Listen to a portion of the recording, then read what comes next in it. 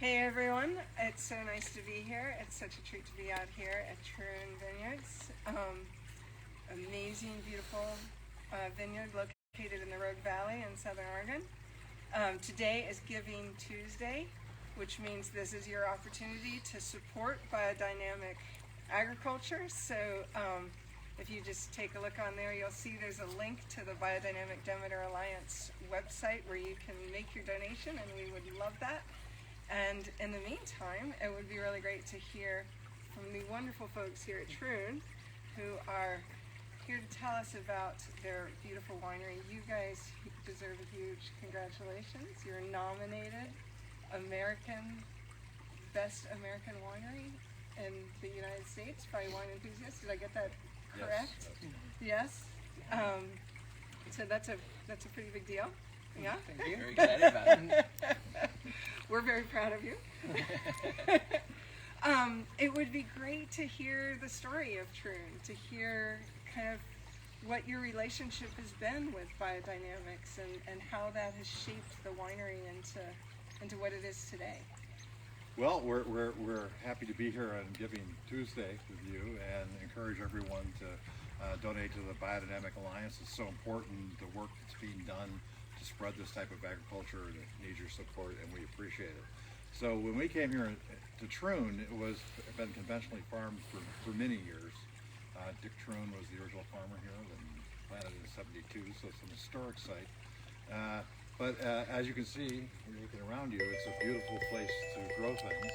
And there were a lot of issues here, a lot of diseases, a lot of problems, a lot of things you see that happen with conventional agriculture, and we needed a framework to build upon. We felt that Biodynamics gave us that framework to bring life back to Troon.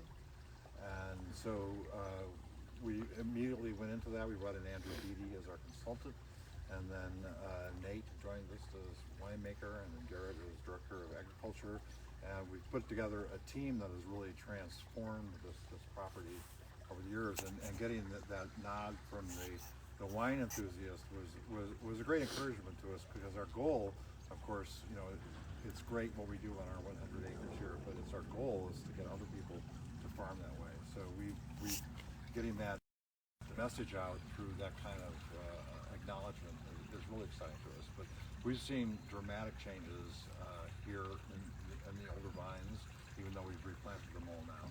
But Nate, you've seen some pretty dramatic changes in the grapes over the years. Absolutely. I mean, when we started this like 5 years ago to today, well, one, the property is completely unrecognizable. Like, I mean, I wish we had some way of like doing a time machine just to like go back. And if you drop somebody down there and you put them in the same spot today, there's no way they would think that they were in the same location. I mean, it couldn't be any more different. And just the vitality and just how everything's just thriving on the property, like just across the board, that absolutely makes its way into the wines. And I mean, that's what we started to see, and it was dramatic. I mean, part of what we do as well as being biodynamic certified on our wines, we're also just very low intervention in our winemaking. So and as would be the case with Demeter, all of our wines are spontaneously fermented, and we don't use any additives of any kind.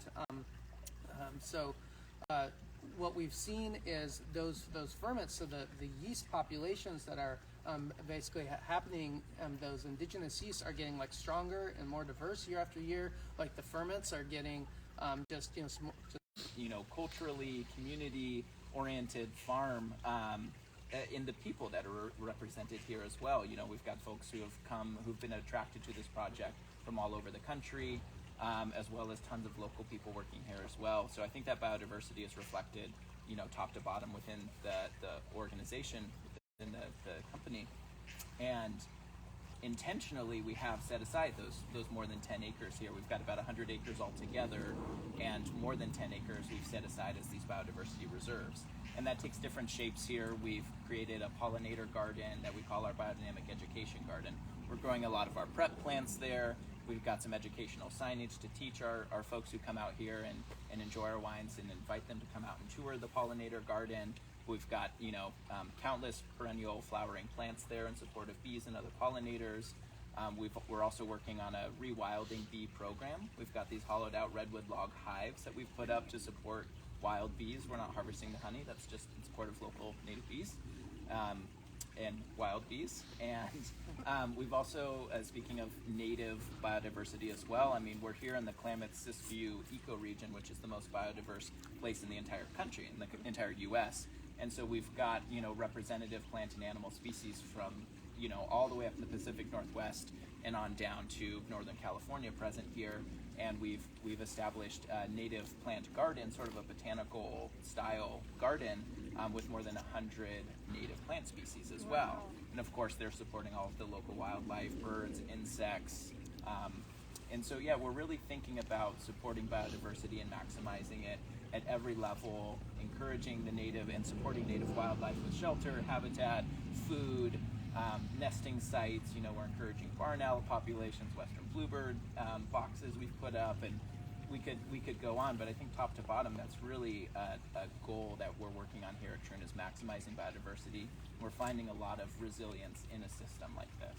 That is really great to hear, and I wondered, does it impact the flavor of the wine, do you think? I know we talked about the micro, but the macro biodiversity, do you think that has an impact on Well, what I think happens with the wine? the word that he uses, resilience, right? And I think it all comes down to that. And like, you can't make good wine without having healthy, productive grapes. And the more biodiversity brings, the more resilience to that system. And so, that is how all of these other things do ultimately support our wine growing operations. Is that by adding that additional level of support, it's that thing where if one domino starts tipping, there's something in the way before it hits that next domino, so you don't have any of these chain reactions that could happen with pests or other sorts of things that could like limit quality or quantity of your harvest.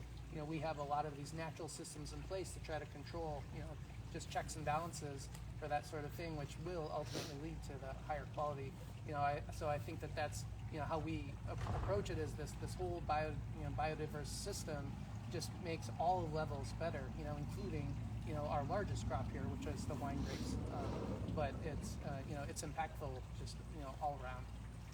Well, Nate mentioned it before, the liveliness in biodynamic wine. Yeah. And I think that liveliness simply comes from life. The more life you have in the farm, the more life you're going to express in your wines. And that's our whole goal. Yeah, and it also makes me wonder about what it's like for all of you who are working in that kind of environment. We have such a problem in the United States with farmers who are really getting discouraged. Their economics are falling apart. They feel like, they're in this kind of this rut, if you will, and it's really frustrating and demoralizing. And when I hear you talk, I think this just sounds like such a great environment to work in, and how inspiring. And that, have you seen that? Yeah, well, we always talk about how we change the soil, how we change the plants with biodynamics, but biodynamics also changes the people. We are part of the whole system here. So as you go through, it changes the whole culture of your company and the people that works there, and I think it makes it just a more energetic and positive environment for the entire culture, and it shows through in the wines and the food and in the people. That's really great. And I would bet the community too. We get that all the time, whether it's contractors coming out here to help us, construct outbuildings, or our tasting room guests. People say it all the time. Oh, I can't believe you work here. You just look. And that's something we work on all the time. Both Nate and Garrett have degrees in science, master's degrees, and so we see actual.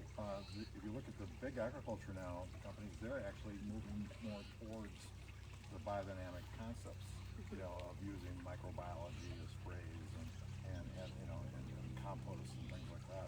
So our job, I think, is then to show them there's a better way than using those commercial products, that we can do this naturally on your farm, and that's what we're trying to do here. So one of the things that I hear sometimes people say, that maybe some of them practicing, some of them not, but the fear is often, biodynamics is so much work. It's just, what has been your experience? Like, knowing other agriculture and the way other agriculture, farming's hard work.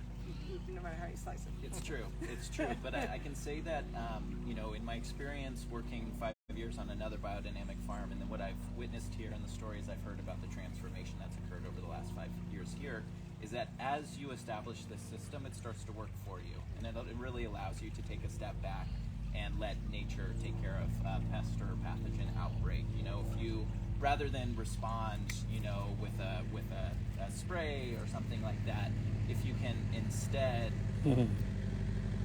just wait a beat and let nature respond, you know, we've got the beneficial support here from wildlife, from insects, from birds, to be able to help us keep that pressure, you know, from really that hard work. I think there's one perfect example right behind us, actually, looking at the cover crops. You know, this vineyard is now under permanent cover. We've got permanent cover crops in the alleyways as well as underneath the vines. And like I said, more than 30 different species of plants. We've got low-growing wildflowers mostly underneath the vines that are not going to grow up and compete or cause any issues with wine grape production. We've got forage grasses planted in the alleys to be able to graze our sheep and chickens in the winter time. And there's so many vineyards out there that are constantly battling weed pressure. And there's countless passes with tractors burning diesel every single year, or with every pass, to try and battle the weeds with tillage and just constantly struggling. And instead, you know, we've selected to plant this biodiverse crop, which allows us to do a lot fewer tractor passes. We basically use an undervine mower to help us mow it, and we use the sheep and the chickens in the wintertime. And we're not struggling with those weeds. We're not struggling with nutrient deficiencies in the vines. We're building soil health. We're sequestering carbon. We're building water holding capacity in a drought-stricken region.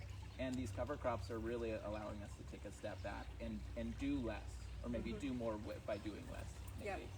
And it's beautiful. And it's beautiful. And it's inspiring. And the robins love it. And it's so much fun. Absolutely. Yeah, and yeah, we didn't do this all at once either. You know, it's like you know, our approach, you know, starting from day one is, you know, we just continue to add. It's like that layers of an onion concept, you know. And so like, you know, our consultant kind of advised us that's like, you need what you're doing to become comfortable before you add something else on. And so that's, you know, you keep adding things on, and when that becomes second nature, then you add something else. And then when that becomes second nature, you add something else. And, you know, figuring out these cover crops, this took years in and of itself. Like, what do we want to use? Like running some trials at different parts of the farm, like seeing, you know, different seed blends and like what we liked and what did well here. And, you know, so it didn't, like, you don't have to jump all in, like, completely, right? It's just adding these layers, you know, as they make sense, as you have the capacity to deal with them, so it doesn't become overwhelming, you know, and so it also is just, it's more organic growth that way too. I guess pun intended is that it's just, you know, happening, you know, with your ability to implement it as well. Yeah, there's certainly investments up front, but they're really long-term investments. You know, once you get things established, the system runs efficiently, and the finer the grapes we grow, the better the wine we're going to make, and then we'll be more well known, and it becomes a viable enterprise. Yeah, and one of the things that I keep thinking about when people talk to me about return on investment and all of that is, how about a planet? That seems like a pretty good return on investment. That's a pretty thing. Why don't we give our kids someplace to live? Well, I just have so much admiration for everything that you've done, and I would bet that everybody listening from the lands and places far and wide do too. Thank you for watching, and thanks possible in the world to everybody. You guys rock it. Thank you, Sheila. Thank you.